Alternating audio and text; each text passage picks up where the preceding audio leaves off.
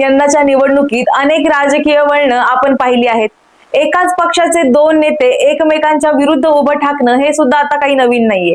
आणि यंदाच्या निवडणुकीत इच्छुकांची संख्या बघता सगळीकडेच हेच चित्र पाहायला मिळत आहे। मात्र या इच्छुकांची संख्या जरी वाढली असली तरी जुन्या जाणत्या नेत्यांना आपल्या इच्छा आकांक्षांना आवरणं इतकं सोपं नक्कीच नाहीये। आणि असंच काहीसं चित्र आपल्याला कोथरूड मतदारसंघात पाहायला मिळत आहे। इथे भाजपच्याच नेत्याने चंद्रकांत पाटील यांच्या विरोधात दंड थोपटले आहेत आणि यासोबतच चंद्रकांत पाटील हे आपल्याला धमकावत आहेत व आपली गळचेपी करण्यात येत असल्याचं जाहीरपणे त्यांनी आरोप सुद्धा केला आहे। आता नक्की हे बालवडकर आणि पाटील प्रकरण आहे तरी काय, जाणून घेणार आहोत प्राईम संवादच्या आजच्या भागात। नमस्कार, मी सारिका, प्राईम संवाद या युट्यूब चॅनल वरती आपणा सर्वांचं स्वागत करते।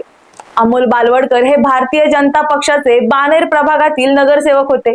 त्यांनी कोथरूड विधानसभा मतदारसंघातील नागरिकांसाठी जन आशीर्वाद मेळावा काही दिवसांपूर्वीच घेतलेला आणि तिथेच त्यांनी चंद्रकांत पाटील यांच्यावर आरोप केले आहेत। आता नक्की काय म्हणाले बालवडकर हे अगोदर आपण जाणून घेऊया।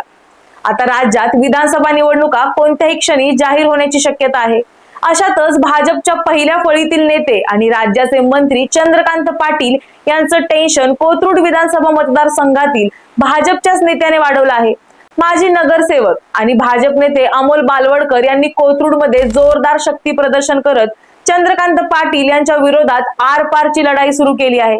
अमोल बालवडकर यांनी कोथरूड विधानसभा मतदारसंघात मेळावा घेत चंद्रकांत पाटील यांच्या विरोधात दंड ठोपटले आहेत। या मेळाव्यात अमोल बालवडकर म्हणाले, नुकतीच लोकसभा निवडणूक पार पडली। या लोकसभा निवडणुकीमध्ये मी पक्षाचं काम करण्यासाठी नागरिकांमध्ये जात होतो। त्यावेळी नागरिकांनी माझ्याकडे एक मागणी केली की आता आपल्याला पुढे गेलं पाहिजे। जसं जसं मी नागरिकांशी संवाद साधत होतो त्यावेळी नागरिक माझ्याकडे हीच मागणी करत होते। नागरिकांचे अनेक प्रश्न आहेत, ज्या प्रश्नांची सोडवणूक मी करू शकतो असं नागरिकांना वाटतं। त्यामुळे त्यांच्याकडून अशी अपेक्षा व्यक्त होणं हे साहजिक आहे।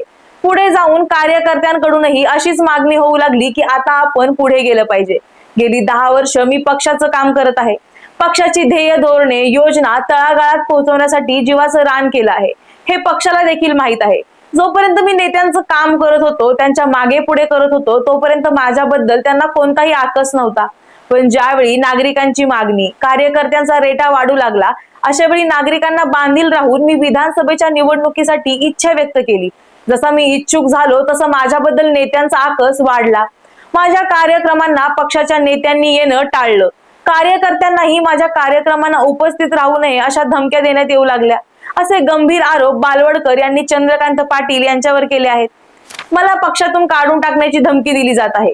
पक्षावर माझा विश्वास आहे, परंतु नेत्यांना जर त्यांचा स्वार्थ कळत असेल तर एखाद्या कार्यकर्त्याने स्वार्थी झालं तर त्याच्याबद्दल लगेच कारवाई पक्ष करणार का, असा माझा सवाल आहे। ज्यांच्यासाठी तन मन धन लावून काम केलं, 5 वर्ष ज्यांच्या मागे पुढे राहिलो, त्यांच्यासाठी रात्रीचा दिवस केला, पण या नेत्यांना जेव्हा एखादा कार्यकर्ता आमदारकी लढवण्यासाठी इच्छुक आहे असं कळतं तेव्हा हेच नेते आपल्याला धमकी देतात, तिकीट तुम्हालाच मिळणार आहे। निदान एखादा कार्यकर्ता इच्छुक आहे तेवढं तरी त्याला राहू द्या असं म्हणण्या इतपत या नेत्यांचं मन मोठं नसेल तर मग जनता जनार्दनांचे आशीर्वाद पाठीशी असताना कशाची भीती मनात ठेवायची, असं म्हणत अमोल बालवडकर यांनी चंद्रकांत पाटील यांच्या विरोधात कोथरूडमध्ये रान पेटवण्यास सुरुवात केली आहे।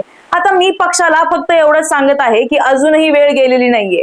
पक्षाने माझा विचार करावा। मी आगामी विधानसभा निवडणुकीसाठी कोथरूड मतदारसंघातून इच्छुक असून पक्षाने जर मला उमेदवारी नाही दिली तर मग मला वेगळा विचार करावा लागेल आणि जनतेसाठी असा मला वेगळा निर्णय घ्यावा लागेल। त्यासोबतच आगामी विधानसभा निवडणुकीसाठी भाजपच्या स्थानिक पदाधिकाऱ्यांची पसंती जाणून घेण्यासाठी भाजपतर्फे नुकताच मतदान घेण्यात आलं होतं। यात पदाधिकाऱ्यांना 3 उमेदवारांची नावं लिहिण्यास सांगितलं होतं। मात्र या मतदान प्रक्रियेवरच अनेकांनी आक्षेप घेतला आहे। यात बालवडकर यांचाही समावेश होता। याबाबत बालवडकर यांनी गुरुवारी पत्रकार परिषदेत आपली भूमिका मांडली।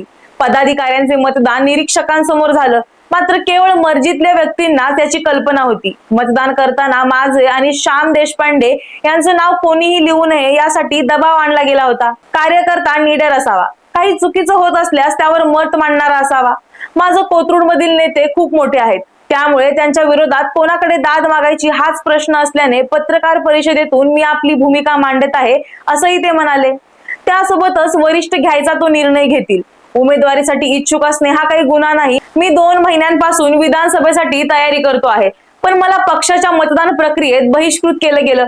पाटील यांना अहंकार आलाय का असा प्रश्न या ठिकाणी बालवडकर यांनी उपस्थित केला। आता मुळातच बालवडकर ज्यांच्यावर आरोप करत आहेत ते चंद्रकांत पाटील अनेक वर्ष झाली राजकारणात आहेत। विद्यार्थी परिषदेतील संघटनात्मक बांधणीचे त्यांच्यातील गुणवैशिष्ट्य हेरून भारतीय जनता पक्षाचे नेते प्रमोद महाजन, गोपीनाथ मुंडे आणि नितीन गडकरी यांनी त्यांना पक्षाचं काम सुरू करण्यास सांगितलं। त्यानुसार राजकीय जीवनात प्रवेश करून त्यांनी भारतीय जनता पक्षाचं काम करण्यास सुरुवात केली। 2004 मध्ये त्यांची प्रदेश सरचिटणीस म्हणून नियुक्ती झाली। 2009 मध्ये पक्षाने त्यांना पुणे पदवीधर मतदारसंघातून निवडणूक लढवण्यासाठी उमेदवारी दिली। या निवडणुकीत शरद पाटील यांचा पराभव करून चंद्रकांत पाटील यांनी विधान परिषदेत प्रवेश केला आणि अजूनही ते राजकारणात आपले पाय रोवून उभे आहेत। पण आता बालवडकर यांच्या आरोपांचं बघायला गेलं तर भाजप यंदा महाराष्ट्रात गुजरात पॅटर्न वापरणार आहे। त्यामुळे भाजपमध्ये नो रिपीट हे सूत्र देखील लागणार आहे आणि त्यामुळे जर बालवडकर इच्छुक म्हणून समोर आले तर कदाचित आपली उमेदवारी जाण्याची शक्यता बळावू शकते असा विचार चंद्रकांत पाटील यांना नक्कीच येत असणार। मात्र अद्याप यावर त्यांची कोणतीही भूमिका आलेली नाहीये।